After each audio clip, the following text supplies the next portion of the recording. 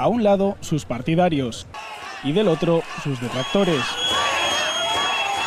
El regreso de los toros a la ciudad volvió a escenificar la división de opiniones entre taurinos y antitaurinos. No se pueden tratar a los animales mal y menos matarlos.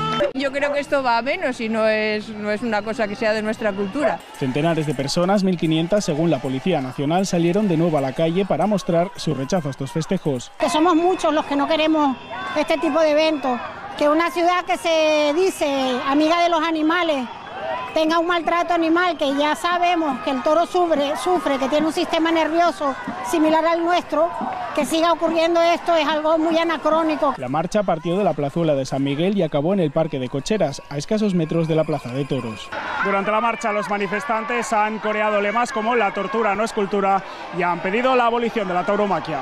Un grupo de aficionados aguardaba a las puertas de la plaza su llegada. Reivindicamos que la tauromaquia no es solo un festejo taurino que dura 2 horas y media, la tauromaquia es parte de la sociedad, está en nuestra vida, en nuestro lenguaje, y lo que queremos es precisamente potenciar que la tauromaquia vuelva a tener su espacio en la sociedad. Los partidarios de estos festejos repetirán la concentración cada día hasta el viernes antes del inicio de cada uno de los festejos con los que contará la feria de este año.